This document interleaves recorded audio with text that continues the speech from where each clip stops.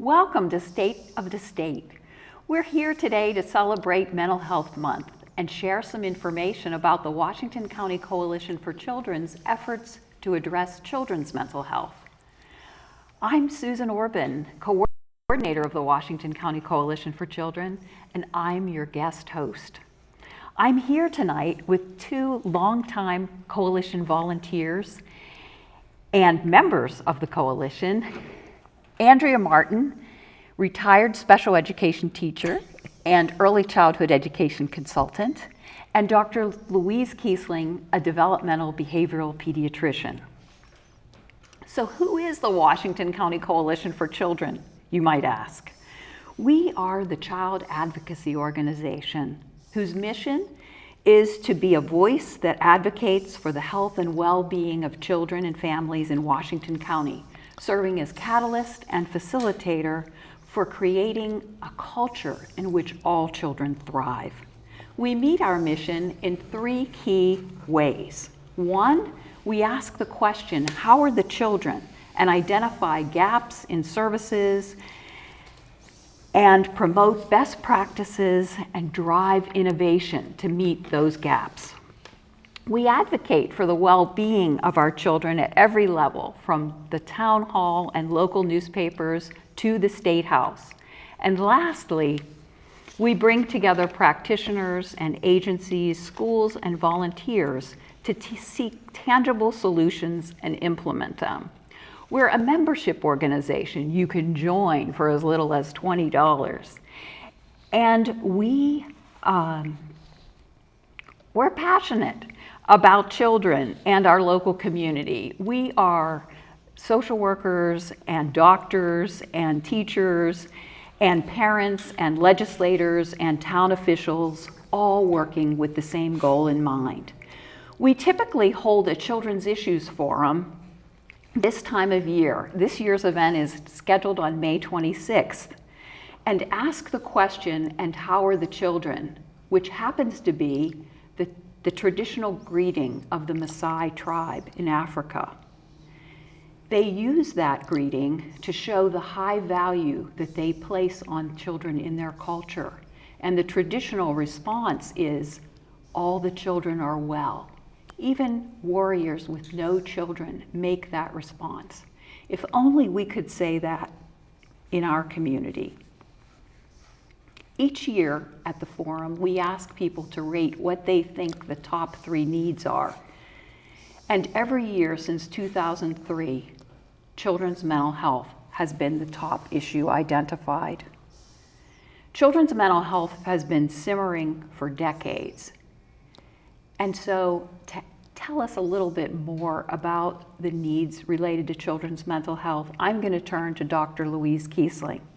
Dr. Kiesslink began her career as a social worker and became a school psychologist. And then, given her understanding of children's struggles in school, she went on to become a developmental behavioral pediatrician. She was chief of pediatrics at Memorial Hospital of Rhode Island and founder and director of the Neurodevelopmental Center at the hospital until she retired. Shortly after her retirement, she joined our ranks, and we've been so fortunate to count her among us. She chairs the Coalition's Children's Mental Health Advisory Board. So Dr. Kiesslink, what is the state of children's mental health today? Thank you, Susan. Well, the pandemic has had a devastating effect on children's health and their mental health. The behavioral and mental health issues have become much more significant since we had the pandemic. The Surgeon General has described it as an emergency situation. And we in Rhode Island have seen this firsthand, with surging numbers of children and adolescents spending excessive time in our emergency departments. Emergency rooms are places they're seeking care, but they're not good places for children and adolescents to be. At one point, it was reported that children were boarding at the Hasbro emergency department, and we had 35 children their boarding, Wow. which is terrible. This is not a place for a child, because of its exposure to trauma, that they get re-exposed to. Sure. People are brought to the emergency rooms because of heart attacks, strokes, accidents, and all types of Life and death issues. Right, Yes. it's a life and death situation, and they're crises. And as I said, we've been having children boarding there for days throughout the pandemic, all throughout the state.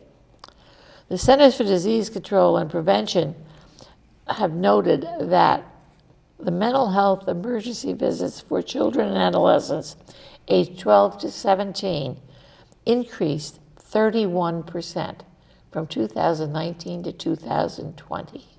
Almost a third. Yeah, and they've continued to remain high. They have not gone back down. Suicide attempts and ideation have surged during the period. So what can we do about it? There are not adequate services in most communities to provide for the children and adolescents. This is not a new problem. I've been practicing developmental behavioral pediatrics in Rhode Island for over 40 years now. I have tried to develop systems to deal with this. And for many years, I ran the neurodevelopmental centers you mentioned earlier. Unfortunately, that agency no longer exists, and a number of other agencies have also no longer giving care. So we need to focus on more upstream prevention programs. We need to offer help way before the children present in crisis in the emergency department. Everyone who works with children should get trained in youth mental health first aid to recognize when a youth may be in need of help. Early intervention can change the lifelong trajectory for the health of children and adolescents. There are some new efforts being put forward, and we hope some of the state's ARPA funding can go to funding that. That would be great. Why does a child's mental health matter, Dr. Kiesslink? Children's mental and behavioral health is a critical part of the picture of healthy children. It's absolutely essential for a child to be a healthy child. And healthy child development includes mental health. There is no health without mental health. Children without the ability to manage their thoughts and emotions have trouble learning and relating to others, both necessary skills to be successful in life. We need to focus on helping children develop these skills, much like teaching children to talk and ride their bikes. Some children and their families are reluctant to seek help, though. Unfortunately, there is a stigma and shame about having mental health challenges, and that keeps people from seeking help. Children and parents are reluctant to share their struggles with others for fear that people will think less of them. Many athletes and celebrities, though, recently have come forward to share their stories, and this has been a big help. Michael Phelps, Simone Biles, all of these stars have been very helpful to the average child. Sure. Yeah. Children need to know that their mental health challenges can be managed with treatment and that their struggles need to be normalized. Lots of other children and youth struggle too. In fact, 1 in 5 children struggles with a mental health condition. Children need to know they are not alone and that there is hope. The coalition has tried to help children with mental health skills through stories. Andrea, can you talk about that? I certainly can. Thank you, Dr. Kiesslink. The coalition first ventured into bibliotherapy and emotional literacy with a literature-based program for preschoolers. We called it Planting the Seeds of Kindness. It had books, activities, music, information for parents, and probably the most important part, or the glue that held it all together, teacher trainings. In 2007, Feeling Groovy was born. Aimed at second graders, this project affords children the opportunity to identify and name their emotions with a myriad number of new words. Anxious, delighted, exasperated are a few of my favorites. With Jan and Kane's book, The Way I Feel, and a follow-up, The Way I Act, as a guide, children learn to draw faces with expression, create bookmarks, and we celebrate their expanded knowledge and creativity. We've added lists on bullying and diversity. The diversity list intended for young children was requested by Healthy Families America, a home visiting program for families with young children. That list included a kit with people crayons and a matching game. In the last few years, we've added mental health book lists for elementary and middle schools, and hot off the press, a high school list. So why use stories and fiction to support mental health? That's a very good question. Our information gathering, as we were putting these projects together, led us to research that supports and encourages our choice. From Cambridge University, we learn fiction provides excellent training for young people in developing empathy and theory of mind, understanding how other people feel and think. And from Emory University, we learn fiction tricks our mind into thinking we're part of the story, wires our brains to have sensitivity towards others. Think about those statements.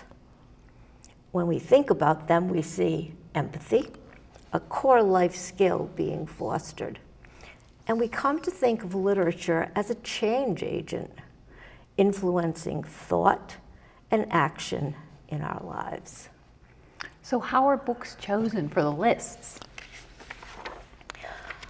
Well, it would be great if I could say, well, we put a whole bunch of titles on the wall, close our eyes and spin around, and say, we'll take that one and that one and that one, but it doesn't work that way because there are lots of books out there. They're not all great books. These need to be the right books. So we use a rubric, which... What's a rubric? It's a grading scale, thank you, to guide our choices to include books that encompass the benefits of bibliotherapy. And here are some of those benefits. We're looking for books that identify and validate feelings, books that help children realize, and youth, of course, that other kiddos have problems similar to their own. We look for books that start conversations about feelings, emotions, and mental health well-being. Books that foster thought and self-awareness, discover possible coping skills and solutions. Books that show that there are many ways to deal with a dilemma, and the first step is facing the problem. Mm-hmm. We want books that empower youth to develop a constructive course of action, foster empathy for friends, siblings, and classmates who may be struggling. And finally, as Dr. Kiesslink has reminded us, and Susan says all the time, we're looking for books that offer hope. So do you have any favorite books? Yes, I do. I'd like you to meet Spookly. He's the square pumpkin, and he's part of our preschool project. And here is his book. Spookly teaches us that can't judge a book or a pumpkin by their cover. He may be square, but he saves the day. He may have been bullied, but in the end, his friends know and appreciate how important his differences are. And we talked about feeling groovy. This is the second book in that series. This is The Way I Act. The first book, The Way I Feel, gives children all those words, exasperated and angry and upset. And this book talks about how we show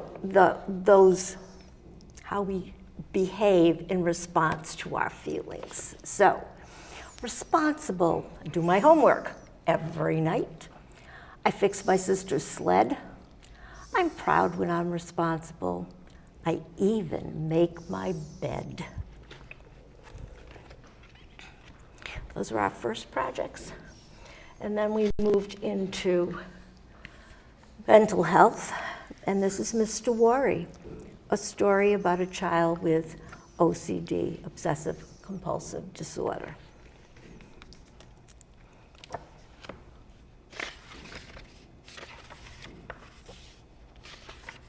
This is Kevin at the beginning of his story, getting ready for bed. His books need to be straight. Is there anything under the chair? Checking it all out. Is my backpack full? All of those things. He didn't like it. He wanted to be done with this. And with help from his parents, especially his dad, and a good therapist, by the end of the story, this is Stephen. And Stephen reminds us, what do you do when Mr. Worry calls? I tell him that's nonsense. And then I say, don't call again, because you're not in charge. I am. Elementary school. Middle school, the Goldfish Boy. His challenges around anxiety, OCD. He refuses to go to school and spends all his time in his bedroom looking out the window. Well, one day a little guy who lives across the street is kidnapped, and the Goldfish Boy has seen it happen. He takes that opportunity, which is a big deal for him, and moves out into the world and begins to get help with managing his issues. And the final book, and I have a lot of other favorites, I've read a lot of books on these topics, is Cat and Meg Conquer the World. Cat has anxiety. Meg has attention deficit disorder. And together, they take on problems as a team, and they do conquer the world. Those are just a few of my favorite books, Susan. Wow, those sound great. So how do you actually choose the ones that get on the list? What's that process like? So we have a committee of about 3 or 4 people who scour websites, library websites, Amazon, book lists created by universities, and others interested in the topic, which might include the National Alliance of Mental Illness or the Mental Health Association. We compile a list of 40 or 50 books, which is sent to our readers, and you heard me, 40 to 50 books. Teachers, parents, therapists, folks who have expressed even the slightest interest in helping us. I sent the books. Please help us. Please read a book or two.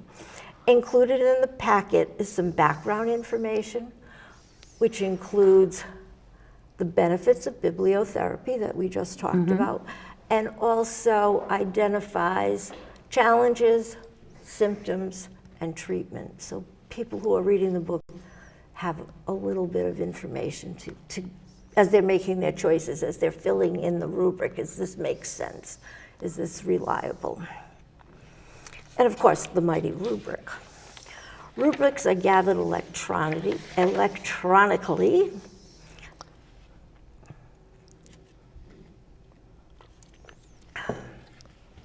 Thank you. They are discussed, compared, studied, and scrutinized. We move them to 3 lists: the yes list, the maybes list, and the no way list, until we have vetted a list of about 20 books. As you can imagine, that can be an intense process. I'm sure. Yes. Along the way, we check to see where these books can be found: local and school libraries, the internet. That's a very important step because we want the books to be readily available and hopefully at no cost to the person who's looking for them. We're most grateful for the funding received for these projects from the Friendship Fund, the South County Women's Club, and individual donors. We use these funds to purchase books and sometimes little toys or games to go with them for school library collections and, to a lesser degree, local libraries. Where can you find the list? Go to your local library, ask your school librarian. Bookstores have them, our local bookstores in Washington County, and by downloading them from the web. At our website, washcokids.org. As you've heard, the Coalition and a number of volunteers took on this literature project as a way to promote understanding of children's mental health challenges and provide a sense of hope for children and for their families. It's important that children know they are not alone in their struggles and help is available. These are not the Coalition's only efforts. And Susan, can you tell us more about those? Yes. Okay. So this month, in partnership with the Charahoe Youth Task Force, Healthy Bodies, Healthy Minds, Washington County, and the Chris Collins Foundation, the Coalition will be launching the Below the Surface campaign. This is a campaign that is designed by youth for youth and addresses the feelings and stressors that youth today are feeling. What youth show on the outside may belie what they feel under the surface. So, for example, the way the campaign works is the posters say in bright letters, "I'm happy people think that I'm okay." And then it shows below that line, sometimes depression lies below the surface. Or, count on me to crumble under pressure. Sometimes anxiety lies below the surface. The promotional materials direct students to the Charahoe Youth Task Force website for stress tips and hotlines and other information, which can be found at charahoeyouth.org/mental health. Another initiative that the Coalition has undertaken is called The Greatest 8. This is a partnership that we do in collaboration with the University of Rhode Island and Brown University. And it teaches parents 8 core skills of mental health that can serve them for their lifetime. Weekly tips and activities for their children ages 0 to 8 can be obtained via a simple text once a week. To get texts, you can go to the greatest8.org website to sign up, or you can simply text the word greatest numeral 8 to area code 401-297-3020.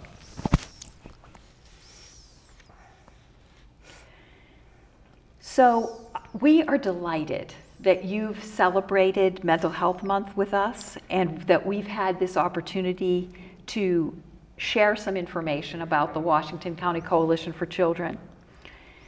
In conclusion, I really want to leave you with what Dr. Kiesslink said in her presentation, which is, there is no health without mental health. Let us all commit to doing all we can to promote positive mental health in our children. Thank you so much for joining us. This concludes our broadcast.